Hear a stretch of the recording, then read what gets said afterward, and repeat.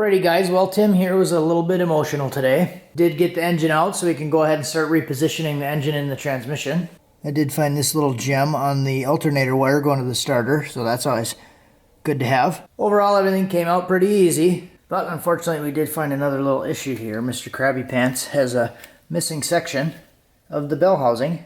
So we'll have to figure out what we want to do with that one. Probably source a new case and try to swap the guts over, which is disappointing because someone obviously put a little bit of time into this transmission. You can tell it has a case saver on it. It does have a trans brake. I mean, maybe the ears snapped off after the work was done and they just said screw it and put it in there. But on the bright side, we did find it, right? So in the last video, I talked about removing the motor plate. We're gonna go back to just like regular mounts. Well, I'll probably use like a universal weld-in style mount, but we're gonna get rid of the motor plate. If we didn't decide that we were going to get rid of the motor plate, we never would have found that issue because you couldn't see it when it was in the car. It's hard to see from the bottom. And with the starter in place, I wouldn't have seen it, and I probably wouldn't have had a reason to take the starter off, really. So good chance I would have finished it up and it still had a broken bell housing, because remember I said in the last video that the head was basically pressed up against the firewall, so I couldn't even see down here. This was so close to the firewall that they just smashed it in there. You can see the whole firewall is just smashed in. So this area here, that's all beat in. This is where the fuel rail fitting was. And that fitting was so tight, it was basically almost rubbing on that. And the line was like ran right across the firewall. Which kind of gets me paranoid a little bit because I actually had a fuel line break on my 880 pass on my Fox body. I had a fuel line for my crossover fitting break because it was on the firewall and it was actually kinked. So on that car, I had a head gasket issue and I quick pulled the heads off, swapped the head gaskets, and went to the track the next day. And when I put the fuel line fitting back on, I didn't realize when I tightened it, it twisted and like kinked itself. And it actually cracked while I was in the staging lanes. And I ran an 880 at 149 with a broken fuel line. So they didn't see a leak. I didn't see a leak. It didn't see like anything spraying, didn't think anything of it. So he stopped me and said that there was a leak, and you can see him mopping behind me right now, looking at this in hindsight here because I'm seeing the footage and explaining what happened. But he looks under the car and sees there's a leak, so he runs up to the side and he tries to stop me, but I didn't see him at all. So I launched and went for it, and car felt like it made a good pass. It obviously did make a good pass. It was 880, and I was none the wiser. I had no idea there was anything leaking at all. There was kind of some discussion back and forth between like my wife was there, Hunter was there, Trevor was there. They were all like kind of talking back and forth with what they saw, what they heard, and they said somebody said it was oil leaking, and somebody said it was like fluid, transmission fluid. No idea what it was, and I'm like looking all over the car back to when I got back to the pits because they said it was a leak, and I inspected the whole car, looked over everything. Underneath the car there was no puddles, nothing was leaking, but we could smell fuel. So started the car up, and one of the fuel lines behind my intake above the transmission, like the loop that goes from, like the crossover that goes from one rail to the other rail, the AN hose was like kinked a little bit, and it was actually leaking through the hose.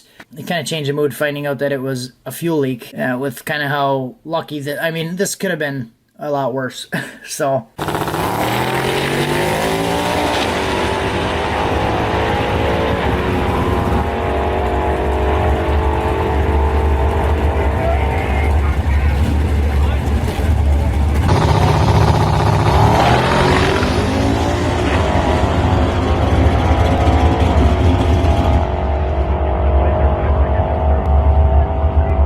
Holly, take the wheel, perfect air-fuel ratio the whole pass. I just had all of the correction happening, so good thing I had a gigantic fuel pump and big injectors. So maybe this is actually a good thing because I started to make this jig last night. This is going to be a little transmission holder that goes on the engine stand. I already have one that I made about 5 years ago, 4 or 5 years ago now. It's been working for me, but I want to make some upgrades, so I'm going to be doing this, and it basically just slides into the engine stand and hangs the transmissions for rebuilds. And I mocked it up when I was building it on the 4L80, which is going to be perfect for this. And I just went to test fit it on the 400, and it actually doesn't fit the way that I made it. That's good to know. I wouldn't have discovered that unless I pulled this thing out today and decided to test fit it.